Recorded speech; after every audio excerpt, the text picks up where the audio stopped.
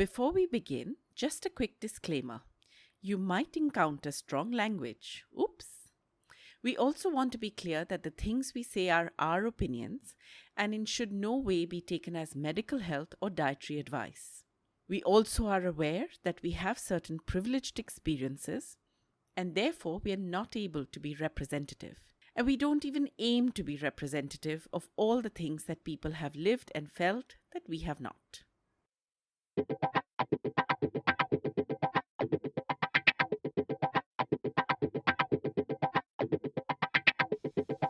I'm fat and I take up space. So, I'm fat and I wear what I like, not what hides me. So, I'm fat and I refuse to submit to what's fashionable. So, I'm fat and I feel very proud that I developed my own style. So, you should be, it's an awesome style. oh, I hear you. I'm fat and I don't fit in your chairs. So, Well, they aren't chairs to be fitted in. I'm fat and I no longer think of slimmer being more good looking. So, yes! Well done! Welcome to Fatso, the podcast where we talk about the joys and sorrows of being fat women in India, heavy on the joy. I'm Ameya. and I'm Pallavi, and today we're starting a 3-part series on our podcast. We're going to be discussing what we've learned about navigating the world in our bodies. And today we're talking about clothes and spaces. Maya? Well, first of all, the other exciting thing about today's episode, guys, is it's the first episode that we're actually recording in our house together. Ooh. P, where to bury the lead? But that's also probably why you may hear faint drilling and echoes because my room is very big and empty. Anyone wants to send me some 18th century tapestries? I'd be okay to receive them. Anyway, now we all know that this is the point in this podcast where I rant. And I'm pretty lazy. So I considered going back to episodes in season 1 and pulling those rants out and like sort of splicing them together and trying to be a DJ and make like a mix or something out of it. Oh my God. But as I began this sentence, I'm lazy. So that didn't happen. I also said, I'm sitting here and I'm trying to get ranty about this, but it's hard to get ranty about having succeeded at fucking society over, no? It's a little weird to be ranting about that. So, I regret to inform you that there will be no rant today. So, well, okay. Oh my God. Hang on. Wait, let me try. Okay. Let me try. Okay. So, clothes, people are stupid. Society expects us to fit in certain kinds of clothes. They don't design for us. It's really annoying when the chair gets up. See, guys, you've heard it all. I give up. I got nothing. Back to you, P. Oh my God, I don't know what to say. I'm a little horrified. I'm also really worried because, babe, I always took on from what you said. So now I'm going to have to do this all by myself. I'm just teaching you to go out in the world and fly on your own wings, Thank my you, little teacher. bird. Thank you. And, Ameya said we are doing this from the same house and our rooms have just a wall between us. So it's quite weird because I sort of hear Ameya's voice right before I hear it in my headphones. Listen, she's just basically Pallavi, guys, has spent lots of money on some fancy headphones that are really shit quality. What nonsense. Because they leak so much that I can hear whatever she's listening to when I'm near her. And also, therefore, they don't block out outside noise. So she also hears everything from her. All right. Well, anyway let's get back to the episode. Despite the porous walls. But, so, when it comes to navigating the world, right? And today we're talking about clothes and spaces particularly, but basically what happens is, irrespective of how much work you do on yourself and you accept yourself, the truth is, as long as you interact with the world, fatphobia is going to hit you in your face. You can't avoid Correct. it. You can't escape it. It's every day. It's everywhere. Clothes are hard to get. Simple fact. Yes, there's more availability, and that makes me a little more hopeful.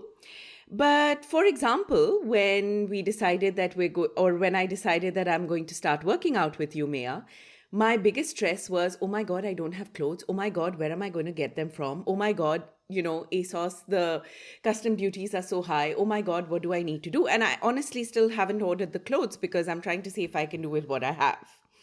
Which reminds me, I should order those clothes, but Yes, but also I'm in the same problem, you see, because I've sailed through the last 15 years of my life with workout clothes that my sister sends me from the US. there you But go. there has been no back and forth since December of 2018. And I didn't think when I went in December of 2018 that it would be 3 years before I could get a pair of yoga pants shipped to me. Mind you, these are just plain old jockey pants. Exactly. They're jockey cotton pants. They're just size. They're not even double XL. Exactly. It's just that the sizes they make here called XL are too small for me. It's ridiculous. So literally, she buys these and ships them to me, and it's been 1.5 years, and my pants are getting holes in the crotch, and that's going to be fun. But then again, you see, we're talking about, trying to experiment, or for example, my friend might be coming in another couple of weeks. Maybe I can order it to her and she will bring it from Dubai, etc., etc. So, but that's on account of the privilege we have, right? And the fact that we can afford these kind of things. It's not even, I don't even know about a whole lot of other places in terms of clothes, right? So that's one thing. And space is hugely problematic because that's something that's not changing anytime soon. And we've covered all of this in our episodes in season 1, so no point going into all of that. But the thing is, we have to therefore develop coping strategies. And every person's strategy will be different. But let us begin with you, Maya. What's your experience of developing a coping strategy? Yeah, I feel like coping strategy is a very strong word. Okay. So, I don't know Survival. that How do you I survive? don't know that I've developed a coping strategy per se, right? It's literally so for example, I think coping strategies do develop quote unquote organically, of course. But in my case, like I as you know from my history with this, I was given enough love and support for it to not be that devastating. Which doesn't mean it wasn't devastating, of course. But I came to fatness from a position of strength and confidence in other stuff about myself, which kind of helped me a lot with faking it till I made it, right? So I would just be like, ha, theek hai, and then go and look for stuff. Whereas a lot of people I know will not even consider going to look for stuff because they're like, what's the point? Whereas having been a freako who didn't fit anyway, I was used to finding my own path in that sense, right? So, like, I would just go and look for jeans. Of course, I ended up coming to Delhi with size 40 men's pants from Lee, which was very roomy in the crotch, let's just say. But, it was less than ideal. So, I did find solutions and I did have no problem going to look for them there. But they were not good solutions for me, right? So, the first thing that's happened to me was when I came to Delhi for college, I was taken to Janpat. In those days, Sarojini Nagar didn't have any clothes for larger people, but Janpat did. And my theory is that a lot of Firangi hippies used to shop in Janpat, so they would just have clothes for larger women, literally. Huh? And when I went to Janpat, I discovered all these long, flowy cotton skirts that I freaking loved. I still love long, flowy skirts. So I bought them, and then I had all these kurtas made to wear with jeans, like those khadi kurta type kurtas, but short ones. And I used to wear that khadi kurta and my long skirt and walk around and be perfectly happy. And big earrings and whatever. It was my own weird hippie style. And then that became like a fashion thing. Kurta and skirt. And then kurta, like fitted girly kurta and jeans became a thing as well. Which weren't. Like by the time I was at the end of my second year, all of these things were fashion things and I was like, Mera fashion steal kaun kar raha? And the really shitty thing was as soon as that happened, they stopped keeping those skirts in my size in Janpat. Oh, which was super God. annoying. So as long as I was an outlier, it worked, right? So, and then of course, when I went to New York, I was a normal size person. I mean, mostly. I still had to shop in like this 14 to 18 bracket, but that is available in Old Navy and Target, which is all I could afford anyway. So, not in anybody else. No Gap, no Banana Republic, no H&M, blah, blah, blah. But I could at least afford this stuff, and they had my size. And I suddenly got the option to indulge in trying to see things. And I don't know if it's an instinct or what, or if we just think that people who have a sense of style are people whose sense of style matches with our expectations, so we think it's stylish, as opposed to people whose sense of style doesn't, and then we think that they're weird, right? True. I think everybody is just throwing shit together in their heads. So I threw shit together in my head, and it worked because I could buy the clothes, and I was like, oh god, my skirts and boots, how much I loved my skirts and boots, man. And my flared corduroy pants. I used to live in flared corduroy pants in the winter. And then I came back to India with that experience. And ever since then, my sister would send me clothes, like winter clothes, pants, sweaters. All of these things would just come to me from the US. But summer clothes, I started getting tailors to make for me. And that was really transformative as well. That I would get a tailor to copy this, and that only honestly started in 2015. No, not 15, sorry, 2010, 11 types. That's when I started doing this, and I found my great tailor only in 2013, and he started making clothes for me. And ever since then, it's been like this amazing ride of designing my own stuff and getting them to make it, So it was super. But even back when I was wearing the most traditional clothes, salwar kameez, right, in college, and after that, because that's all I could wear as a fat girl, wo tailor to wahi banayega. In those days, that's what the tailors would make. They were not willing to experiment with dresses, that too in like corners of Hyderabad. But even there, I would try to fight. Like, I would say I want a solid black kurta with a kalamkari salwar. And my mother would be like, what are you saying? Kalamkari is the kurta, salwar should be the solid one. Da, da, da, da, da. And I was like, nee, zid karke, I got all these clothes made. Like, I used to get all these really strange clothes made. Like, I got one of my favorite kurtas I remember was, I used to just wear these plain solids. And I'd end up wearing the salwar color as the kurta. And I just really liked it as a look. And again, I mean, not that I'm calling myself some kind of fashion bellwether here, but it became a thing. After that, suddenly everywhere you go, you'd get salwar and dupatta in kalamkari and one solid piece in the middle. I mean, my mother has them also now, right? And yes, you're right. I had the money, I had the space and the privilege to be able to exercise my style. And with the Western clothes, obviously, I was lucky enough to go and live in the West and all of that. And then when it came to space, of course, I was very much more in the fatso space of being so deadly embarrassed. I desperately, desperately, desperately wanted to just disappear. Not just disappear, dissolve, turn into vapor and vanish. Whenever I didn't fit into a chair, or something made a cracking noise when I stepped on it or sat on it. It's like I would force myself into these spaces that physically did not fit me. I would have welts and indentations in my thighs and my butt for days as a result, rather than say this chair is uncomfortable, I can't sit in it, Yeah. So it was only in 2016-17 in Spain that because I just physically, like, it was impossible. Even my pelvis wouldn't fit in that chair. Even if I were thin, I wouldn't fit in that chair. That is how ridiculously sized it was, right?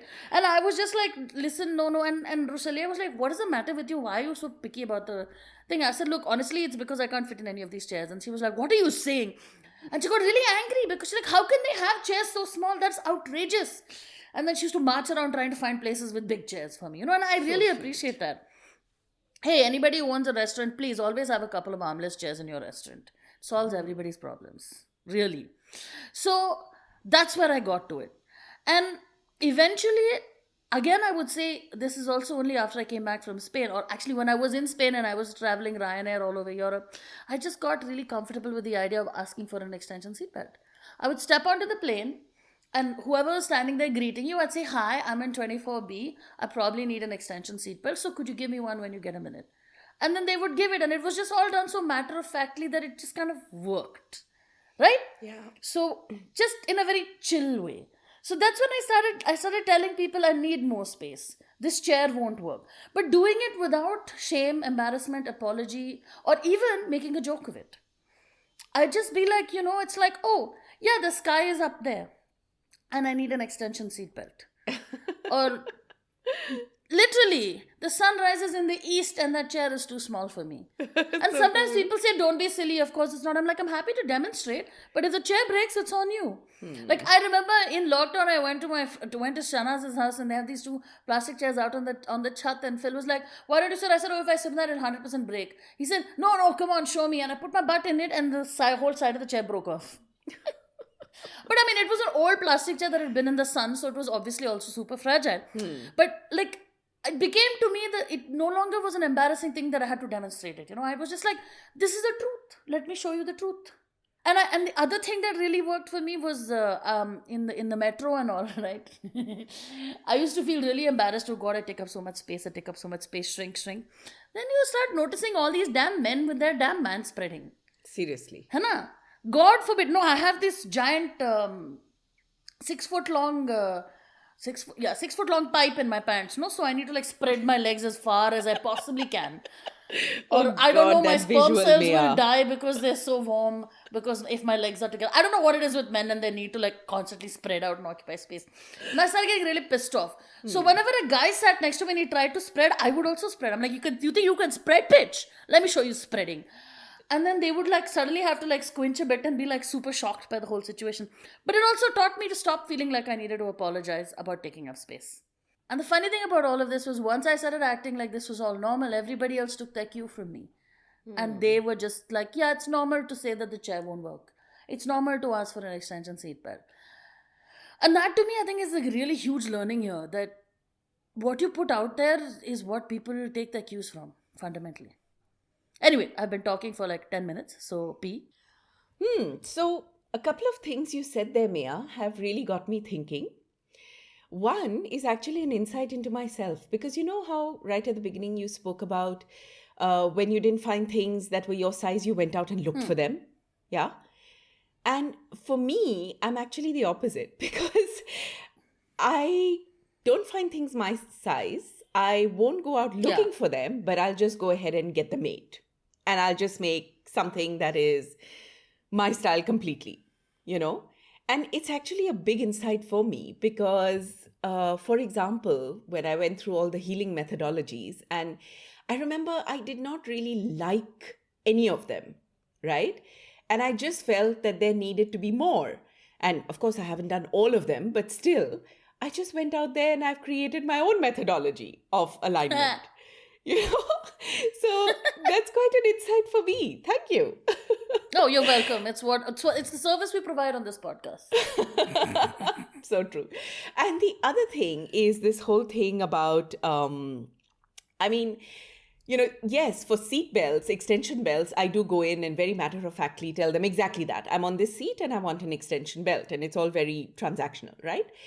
But I love the way you said, it's actually something that I could possibly say in my mind, Oh, the sun rises in the east. Oh, I can't fit in this chair. That same tone.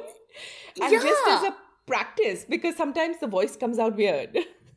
I know, and like the thing is with me also, like at first it was in the whole terrible shame of being like, I kind of need a seatbelt. And you sort of mumble and mutter and you don't want anyone to hear it because you're burning in shame. And then it flipped from that to like, oh, hey guys, I'm going to need a different chair because my ass is too big for this one. Which is equally bad. Right? The point is to hit the place where you're like, this is a completely normal thing. So if you are going to question that it's a normal thing, that makes you the asshole. So go on, try and do it. And nobody will do it. No, that's brilliant. And I'm totally going to use this. So thank you very much. Welcome. And now let me talk about my story. So when it comes to clothes, I remember, I think it was in the first year of college or something like that, where I suddenly had a thought about accessories, because I love accessorizing, right? And I would be like, why? Because there were some really pretty pieces I had in gold, which I would love to wear. But then there was this whole thing of you can only wear gold or you can only wear silver. And then I said, nonsense. I'm just going to create my own style where if I want to wear silver and gold together, I will wear silver and gold together. So my boyfriend at the time actually gave me this really cute little heart pendant with a chotu little diamond, and it was in gold. And I didn't have a gold chain to wear it on. So I just wore it on a silver chain and went around the place. And people would comment and say, isn't that kind of weird? Like, shouldn't it be on a gold chain? Is that a platinum chain? And I'd be like, no, this is my style. I wear silver and gold. And I actually had then people coming to parties and saying, see, Pallavi, we've done the same thing and it's actually kind of cool. And I was like, mm-hmm. And that's what started me off on this whole thing of maybe I can pull this off, you know? And then I had decided that I was only going to wear salwar kameez because I couldn't find anything else. And salwar kameez I could get tailored. But then I started saying, but why should I wear the typical patterns? So I would take geometrical patterns and combine it with Indian prints, or I would try and move away from the traditional Indian prints and try and find prints which, otherwise people wouldn't see. Like, I don't know if you've seen, there's this top I have which has faces. Like, if you look at it from far, it just looks like black scraggly lines. But when you come close, it's just this faces, like 100,000 faces on that. And, it's just because it's quirky, it's cool, it's fun, it's different. And I would just start picking up stuff like that and just calling it my own style. And the other thing that happened was that I started wearing really bold makeup. So very bold eyes, very bold lips. And in fact, to be honest right now, if you would believe it, I'm actually very toned down to the kind of stuff I used to wear. Because I would literally wear neon, blue.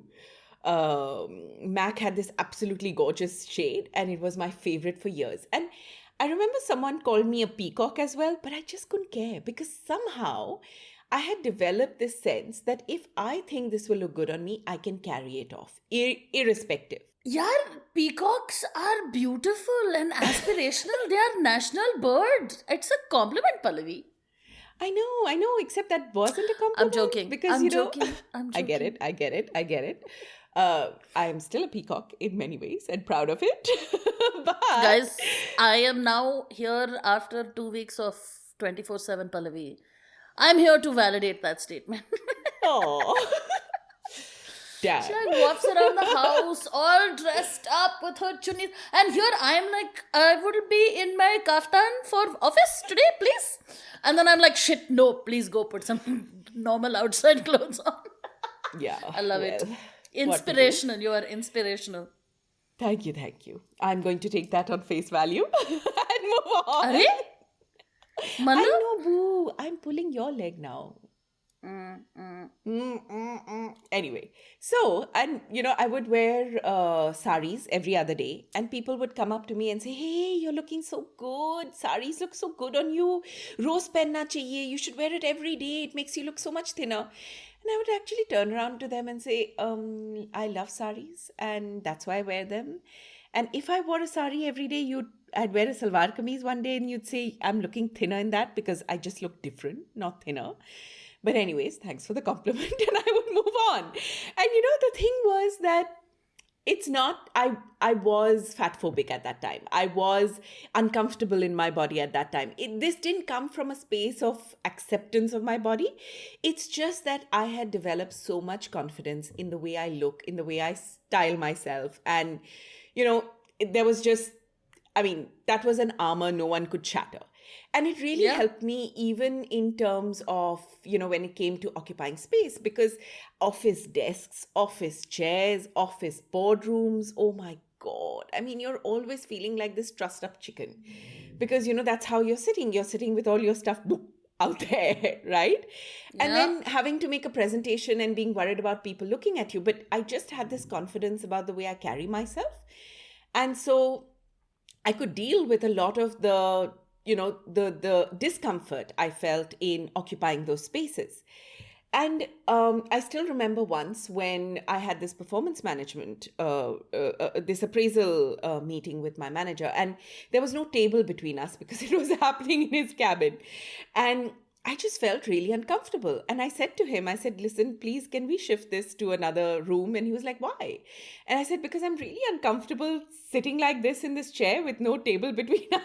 I'm not going to be able to articulate, what I need to tell you about my performance. And we actually did shift the room and we actually did have that conversation across the table and it went really well. And I really appreciate the fact that, and he laughed about it and we moved on. And that's just the thing, we're so caught up in the shame and the pre-rejection, right? That we think that it's such a terrible thing, but 99% of the time when you point it out to people, they're like, oh shit, it never occurred to me. Of course. Like, Yeah. Yeah. And I have to say that I developed that ability to do it with humor, to do it with a little bit of self-deprecation. It was a lot of fake it till you make it. So that was a bit of the flip side on all of this. But the fact was that I developed that style. I developed the ability to carry myself off that way. And it became part of the way people knew me. That she's confident, that she's comfortable in her skin, that she carries herself same. really well. However, I think when I came across body positivity and when I came across actually feeling that acceptance of my body, it took all of this to another level altogether. Because that's when I started looking at other outfits. That's when I started looking at trousers and skirts and off shoulder dresses and deep necks and deep backs and all kinds of things and saying, hey, I can get these also tailored in my size. You know? You won't believe it, Maya, but till at least 2015, even my blouses were like 7 inches below my throat, not more. And my backs were always high. Like even in my blouses, my backs were never low. I never wore something that showed even my ankle. Like I would wear churidars because in salwars, the salwar may rise and show your ankle. Yeah. And that's why I wear my saris the way I wear them so that my ankle doesn't show.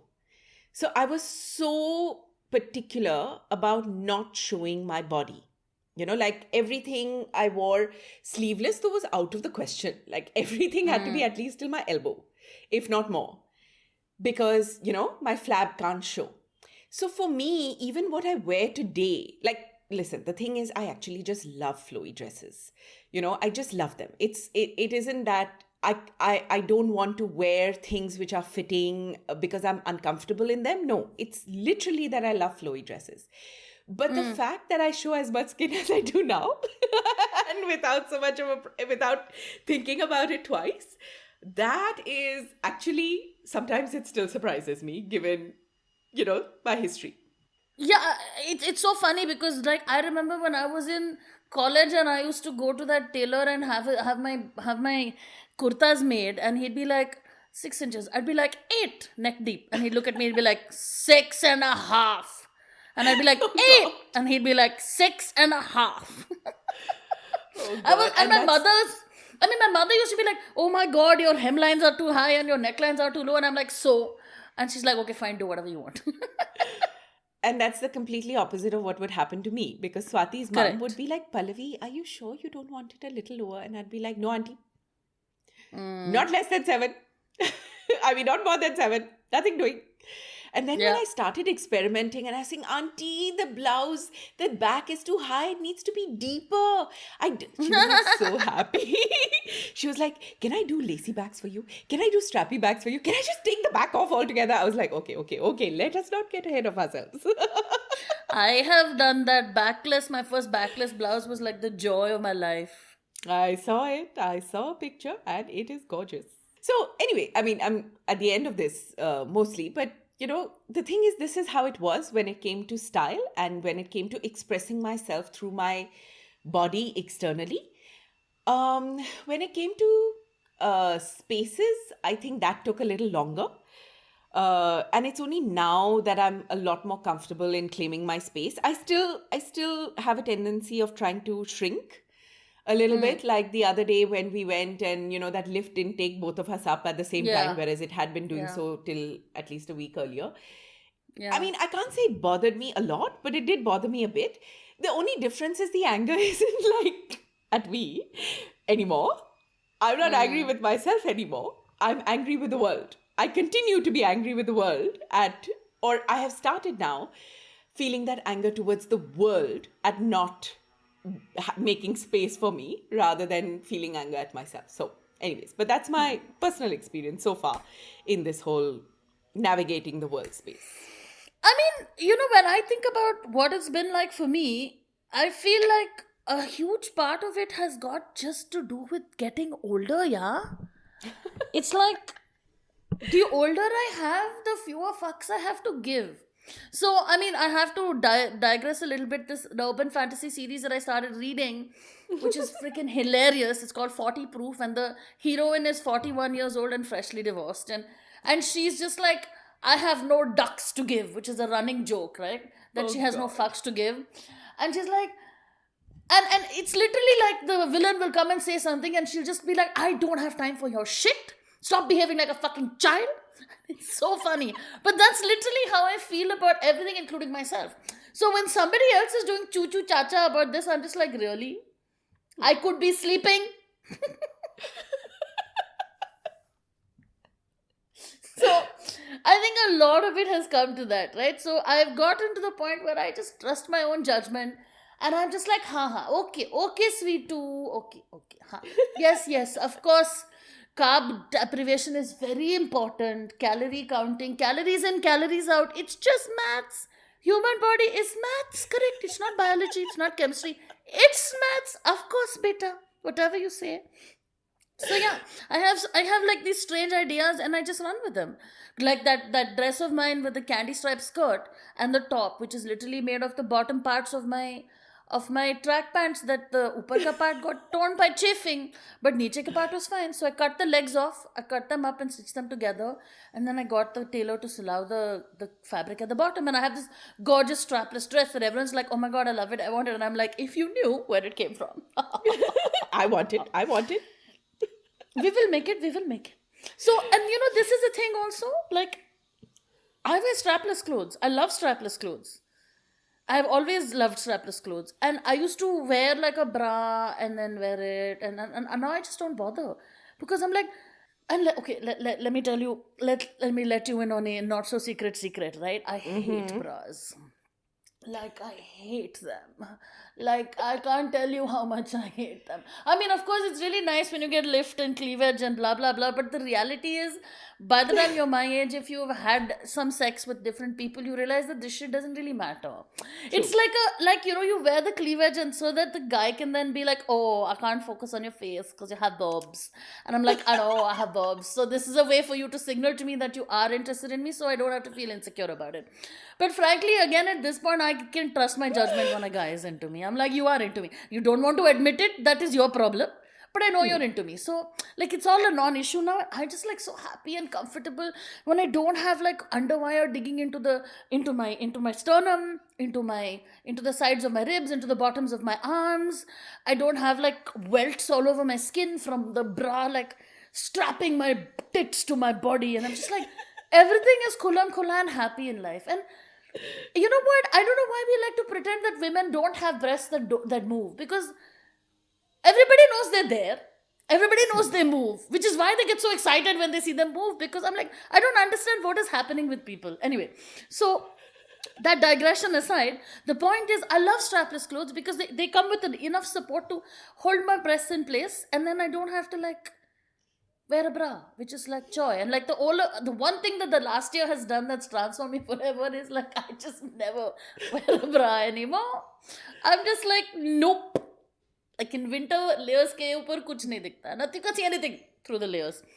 And in the summer, I'm like, all my dresses that are like hold things in enough. And I'm like, yes. And then one day I actually put a bra on. I can't remember. I think one of the dresses was not tight enough, right? So I put the bra on, and I'm like, why are my tits at my chin? What the fuck? I remember that Yeah, moment. what are they doing here? Go down. And that's when I realized that it was literally just the conditioning of expecting your breasts to be unrealistically perky and high that made me wear bras. Because then I would be like, oh my god, they're sagging. Now I look at myself, I'm like, they're not sagging, they're normal. So literally I had to stop seeing them forced into an unnatural position and held there in a torturous manner to realize that that's what I was doing. And this had happened last year, guys. Amazing. Just before you get any idea of me as being super enlightened or something, right? Abhi hua, abhi. And similarly, it's been amazing to get matter of fact about spaces, because I don't hurt myself anymore trying to force myself to fit into a chair that doesn't fit, right? I don't feel obliged to be embarrassed if someone, like when someone is trying to walk behind my chair, I'm like, hang on a second, I'll get up because you won't fit. Bas. And then when people move their chairs to let me pass, I no longer feel attacked that, Yeah. oh, they think I'm too fat to fit. I'm like, thank you, that's so kind. you know? And the thing is, like on a plane, I know I can't fold my tray table down and I don't have to pretend that I can. So I plan for it. True. I just plan for it. And that's the thing. So instead of making it a thing that hurts me or makes me feel bad, even if someone reacts badly, I know that they're the asshole. As opposed to when they react badly, my thinking, oh God, what did I do? I fucked up. I'm so bad. I'm so ugly. I shouldn't be in this space. And that I think is really, really important. Because the reality is all this kind of shit treatment comes from people who don't actually matter to us. True. So if you stop giving fucks about that, it doesn't hurt you anymore. So true. And that is my wisdom for the day. Wow. And let me tell you, today, at least for me, is Enlightenment Sunday because insight after insight. So, Wow. unfortunately, I have just forgotten what insight again, which is quite I sad. might edit this out of the final episode. You will have to edit this out because I have literally forgotten. No, actually, I remember now. This whole thing about bras, I do have a problem with it jiggling. Like, I do feel that, oh, they shouldn't jiggle. But you're right. I mean, that's what gets people excited, first of all. The fact that they're there all of a sudden. And I just realized my stomach jiggles more than my breasts in any case. So,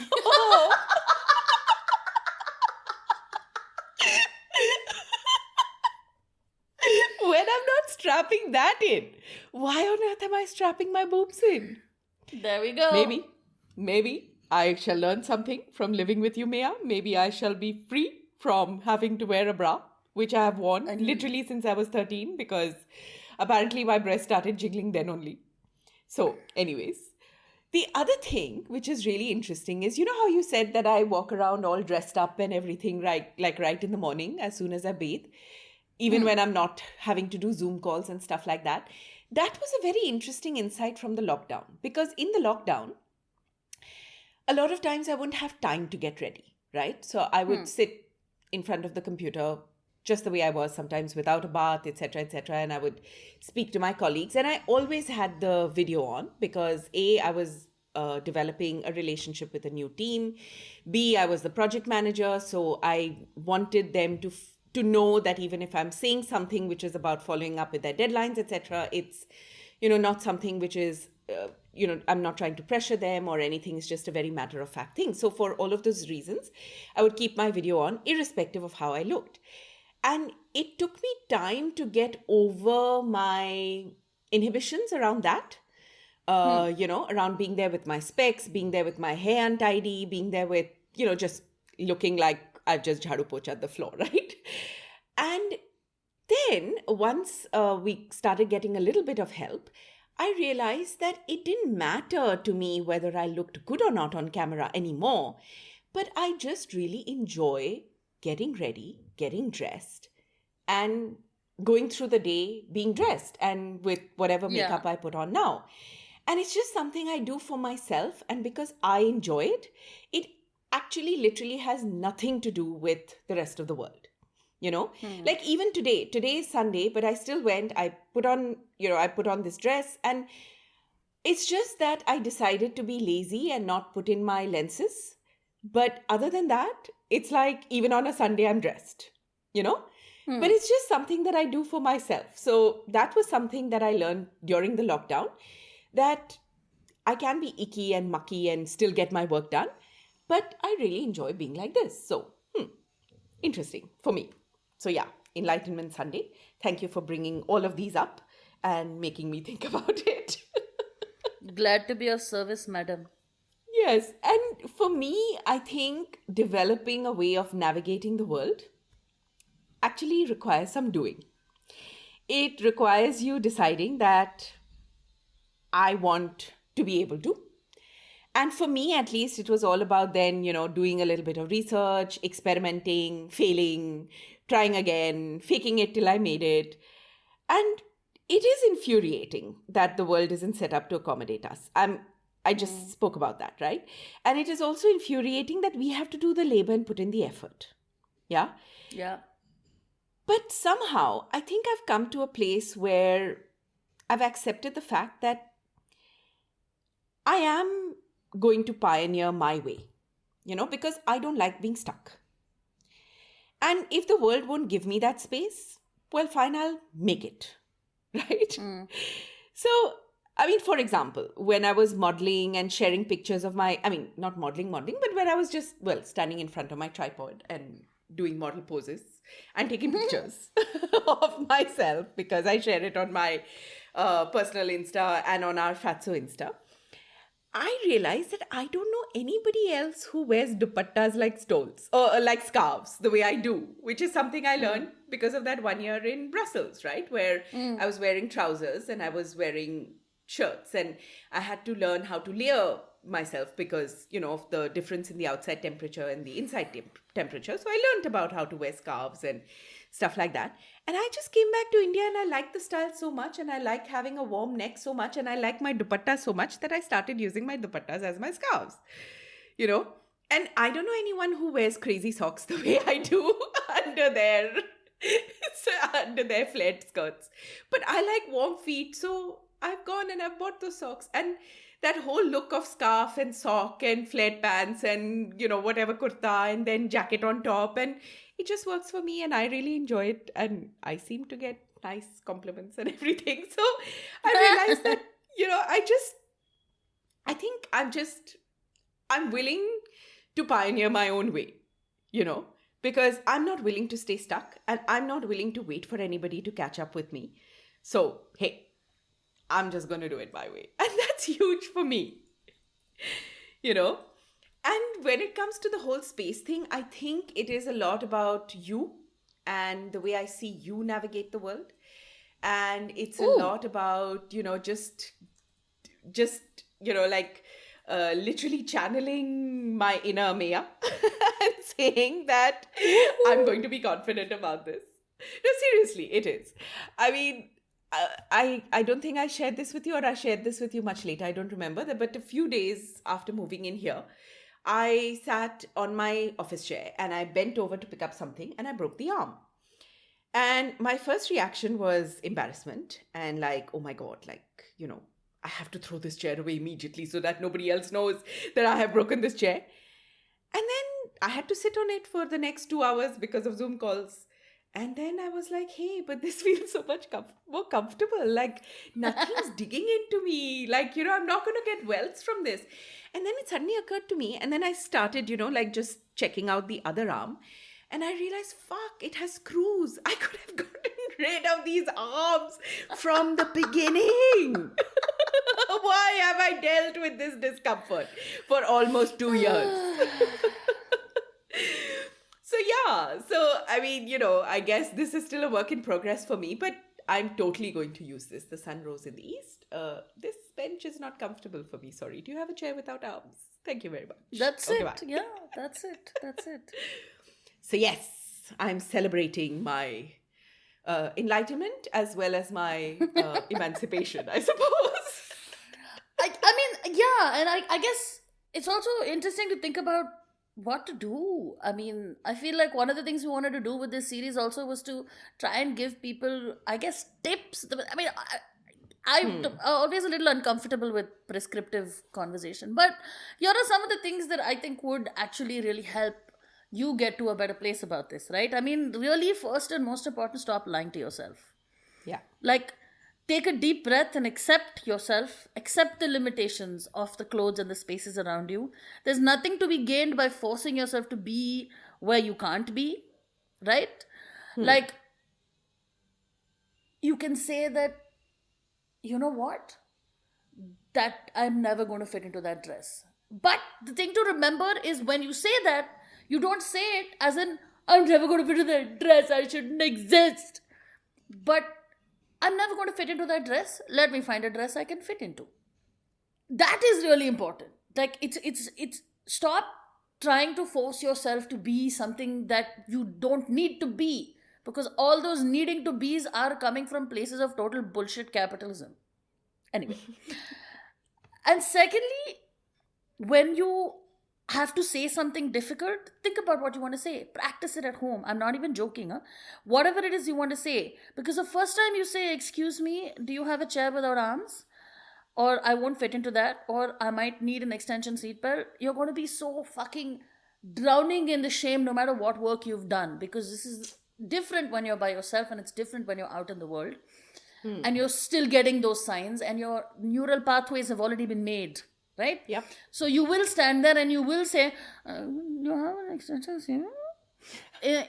And that's why practicing it over and over again at home. And like P said, just be like, the sun rises in the east. I need an extension seatbelt. Say it 50 times. Right? And like just get out there and do it. That will really, really help you. And the funny thing is, people are often very understanding. Like I have this really good friend. She and her husband, they have an Alto. And I can't wear that seatbelt. Oh. Like, even if I push the seat back to the... And this is one of the reasons why I will never buy a Maruti car. Because all of them in the front seat, most of the cars, unless you hit the really expensive ones, the seatbelt is too small. And I'm like, what are you losing from saving that 1 foot of synthetic fabric? Seriously. Anyway. And I'm just like, guys, I can't sit in the front. So if only one of you is in the car with me, I'm sorry, I will sit in the back and it will feel like driver. And I can't drive the car because I can't wear the seatbelt. And they're just like, okay, cool.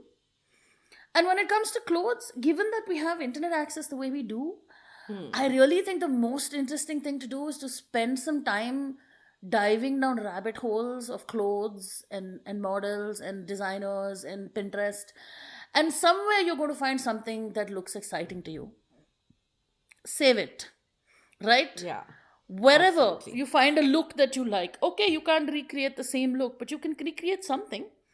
Yeah. Go to your local tailor and you tell him, show him, aisa banana, tell him I want you to make something like this. Buy some really cheap fabric you don't care about and give it to him. Because he also has to learn, no? Or she. Let me be not sexist about this. Your tailor also has to learn, right? You also have to learn. Experiment together. Try stuff. And one other really important thing is don't look in the mirror. Like, look in the mirror, figure yourself out, walk out the door and never look into another mirror. Because that is you also telling yourself that I don't have to check. I know I look awesome. And that thing of checking yourself, no, checking your hair, checking your makeup, checking your clothes when you walk past a reflective surface, it is a sign that you're not comfortable with, that you're not confident in your clothes or your look. And forcing yourself to refuse to do that forces you to come across as confident, and everybody will take the cue from you and be like, ha, theek hai. You know? The idea being that you forget what you're wearing, you stop thinking about it, and then it's just clothes. And then people will be like, oh, you look nice. And you're like, oh, cool, thanks. By the way, there's a corollary there. Whenever someone says you look nice, smile and say thank you before you do anything else. Right? Oh, this whole thing, no. Thank you. I mean, it's just like an old dress, but thank you. The focus, smile and say thank you. So that you build that pathway also. Okay, now I'm done. Maya, have you seen the number of mirrors in my room? Are you in the stage where you're just learning about this, P? No, I'm just kidding. But, again, I mean, as it's I said, true. She has a mirror the size of a door. It's a bit large. It makes me feel gorgeous. slightly unmoored when I'm standing in front of it. I'm like, koi mujhe pakdo, I'm going to fly off. But the point is, again, once more, in the house, live in a mirror. Walk out the house, never look in another mirror.